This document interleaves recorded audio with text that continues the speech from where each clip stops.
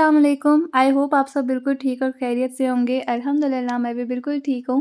तो मैंने सोचा कि लास्ट वीकेंड हम लोग ग्रॉसरी शॉपिंग के लिए गए हुए थे और मैंने जो व्लॉग रिकॉर्ड करके रखा हुआ था तो मैं उसको अपलोड भी कर देती हूँ आज। वैसे तो लास्ट सैटरडे मैंने मिनी व्लॉग डाला था, उसके नेक्स्ट डे ही मुझे अपलोड कर देना चाहिए था, लेकिन मैंने नहीं किया हुआ था क्योंकि मैं बिज़ी थी मामा के साथ फ़िल्म्स देखने में। और शाम के वक़्त भी जब मामा चले गए थे तो मैंने मूवी माहौल ही बनाया हुआ था। मामा आए हुए थे सैटरडे वाले दिन ही शाम के वक़्त, तो फिर बिज़ी थी मैं, फिर मुझे टाइम नहीं मिला एडिट करके पोस्ट करने का, तो फिर पूरा हफ़्ता भी बिज़ी ही होता है। तो मैंने सोचा कि अभी मैं इसको अपलोड कर ही देती हूँ।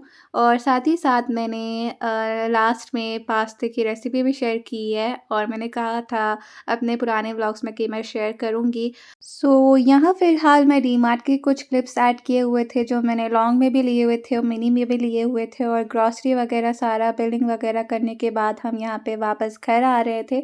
और डीमार्ट में मैं बस थोड़े चंद ही क्लिप्स लेती हूँ क्योंकि आप सबको पता ही है कि मुझे हेसिटेशन फ़ील होती है जहाँ पे बहुत ज़्यादा क्राउड या रश होता है। तो हम जब भी वापस घर जाते हैं ना ग्रॉसरी करने के बाद, तो सबसे पहले कार में से जो भी सामान होता है वो निकाल के हॉल में रख देते हैं और मैं आ जाती हूँ किचन में बुरखा वगैरह निकाल के। तो फिर मैं चाय बनाती हूँ, चाय पी के ना एक एनर्जी सी आने लगती है। और जिन लोगों को चाय पीने की आदत होती है बहुत ज़्यादा, तो फिर उन लोगों के लिए तो चाय एक रिफ्रेशमेंट ड्रिंक होती है। एंड अगर आप मेरे रेगुलर व्यूवर हैं ना, तो आप सबको अब तक तो पता चल ही गया होगा कि मेरे लिए भी चाय जो है ना वो एक रिफ्रेशमेंट ड्रिंक से कम नहीं है।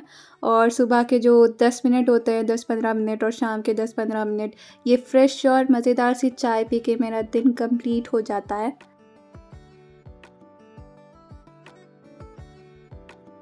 खैर यहाँ पे शाम के वक़्त जो है ना वो बारिश हो रही थी, तो फिर मैंने सोचा कि एक क्लिप बाहर का भी ले लेती हूँ। और आप सबको पता ही होगा कि आजकल हर जगह ही बारिशें हो रही हैं।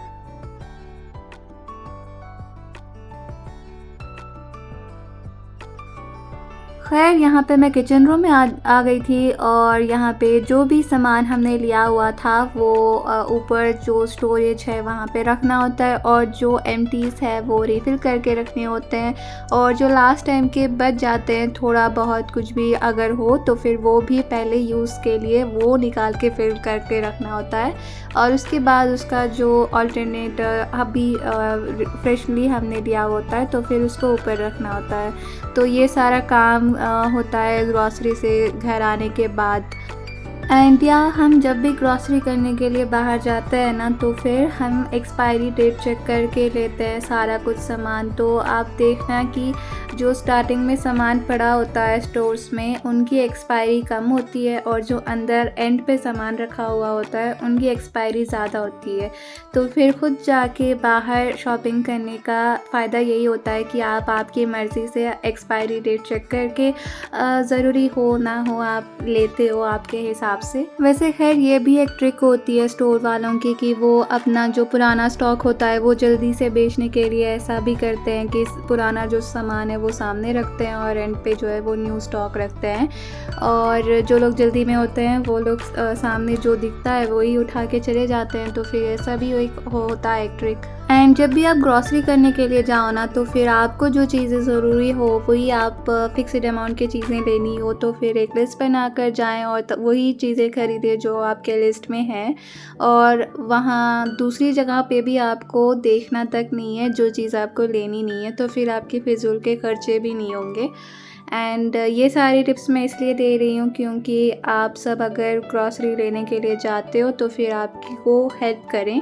एंड या यहाँ पे मैंने ये वाला सेल्फ जो है ना वो जमा कर रख दिया था सारा कुछ। और ये मैंने लिए हुए थे डीमार्ट से हुक्स, मुझे ज़रूरी थे ये लेने। और डैड के रूम में जो मैंने लगाया हुआ था पहले वो निकल चुका था, और ये जो है ना 3 kg संभाल सकता है, नहीं निकलेगा ऐसा था। तो फिर मैंने देखा कि ले लेते हैं और इसको ट्राई भी करते हैं, तो फिर यहाँ मैंने लगा दिया डैड के रूम में।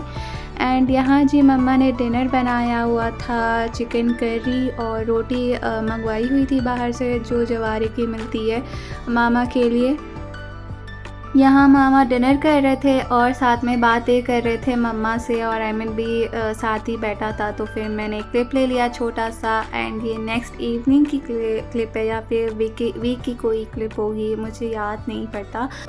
आजकल मुझे जब भी कोई अच्छा व्यू नज़र आता है या फिर मेरा दिल करता है कि मैं व्यू को रिकॉर्ड कर लूँ, कैप्चर कर लूँ, तो फिर मैं कैप्चर कर लेती हूँ और आके व्लॉग में शेयर भी कर लेती हूँ। तो ख़ैर यहाँ पे मैं आप सबके साथ पास्ता की रेसिपी शेयर कर रही हूँ। पहले यहाँ पे मैं वाटर में पास्ता जो है वो बॉईल कर लूँगी। मैंने 1 ग्लास पानी लिया हुआ था एंड 2 टी कप्स जो होते हैं वो भर के मैंने पास्ता ऐड किए हुए थे। यहाँ पे मैंने अंदाज़े से इसलिए डाले क्योंकि मैं अक्सर बनाते रहती हूँ। और जब बॉयल करने लगो पास्ता तो उसमें आप थोड़ा-सा हाफ़ टी स्पून सॉल्ट डाल लीजिए और 1 टीस्पून ऑयल डाल लीजिएगा। मैंने यहाँ पे ऐड नहीं किया हुआ था, इसलिए शेयर नहीं किया हुआ क्लिप, लेकिन अगर आप इस तरह से डालेंगे ऑयल और सॉल्ट तो अच्छा टेस्ट आएगा और पास्ता जो है ना वो खुले-खुले बनेंगे।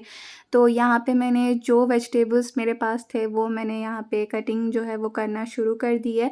मैंने क्योंकि यहाँ पे मैक्रोनी पास्ता लिया हुआ था तो फिर मैं यहाँ पे जो शिमला मिर्च होती है उसको लंबा कट कर लूँगी पहले और उसके बाद उसमें हाफ़ करूँगी। और जो अल्फ्रेडो पास्ता होता है उसमें आपको लंबी कटिंग करनी होती है सारे वेजिटेबल्स की, ताकि उसकी लुक भी जो है ना अच्छी लगे, और अगर आप उसमें ऑलिव्स ऐड करते हो तो उसकी और भी अच्छी लुक आती है दिखने में।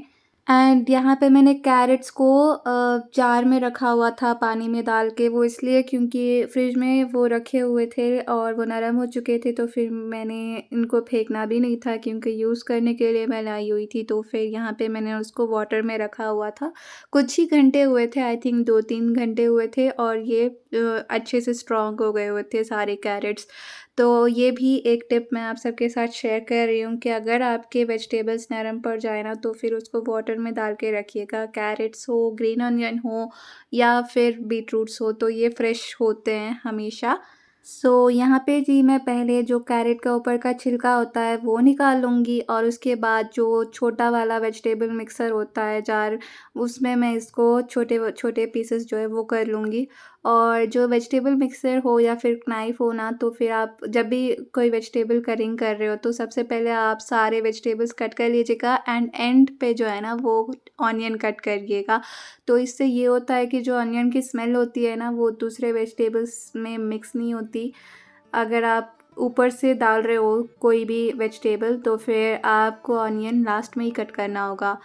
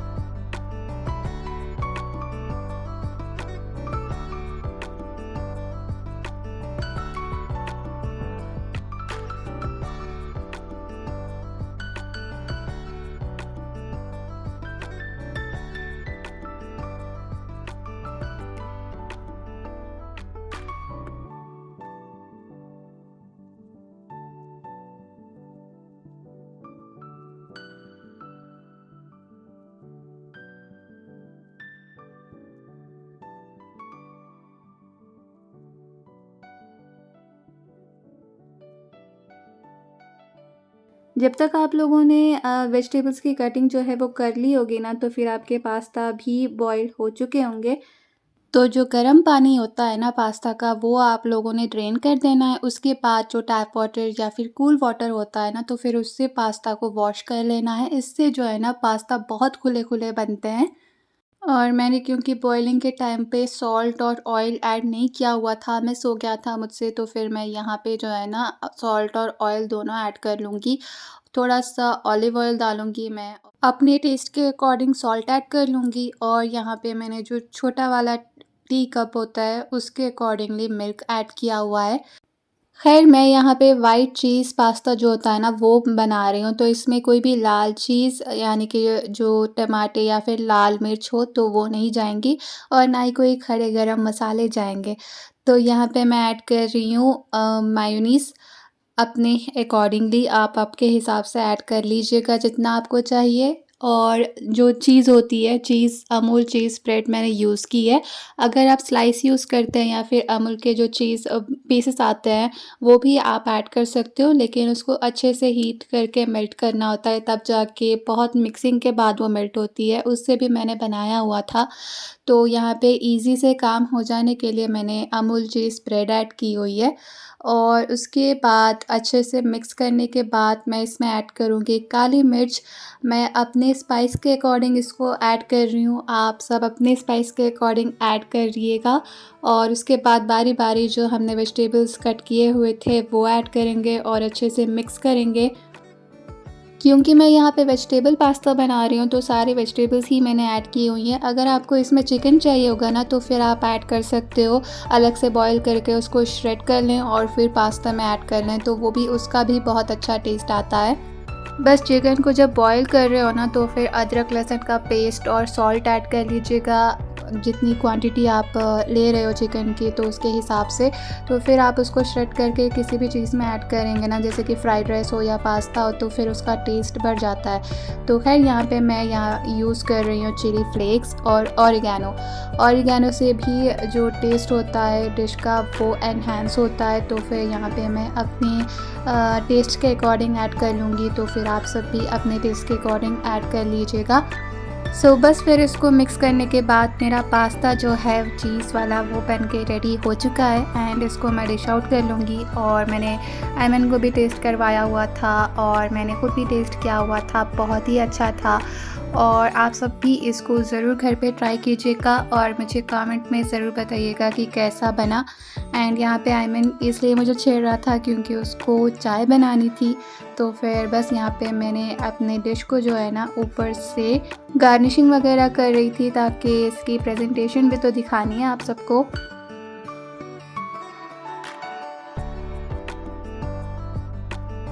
खैर जी, पास्ता एंजॉय करने के बाद ना मैंने अयमन की बनाई हुई चाय पी थी और यहाँ पे जो है ना मैं व्लॉग को एंड करती हूँ। आई होप आप सबको आज का व्लॉग अच्छा लगा होगा। अगर अच्छा लगा हो तो please do like share and subscribe. And thank you for last vlog में जिन लोगों ने भी मुझे विश किया हुआ है एंड पर्सनली भी जो लोगों ने विश किया हुआ है, आप सबका बहुत बहुत शुक्रिया। यहाँ पे मैं व्लॉग को एंड करती हूँ। आप सब अपना ख्याल रखिएगा। मिलती हूँ आपसे अपने नेक्स्ट व्लॉग में, तब तक के लिए अस्सलाम वालेकुम, अल्लाह हाफ़िज़।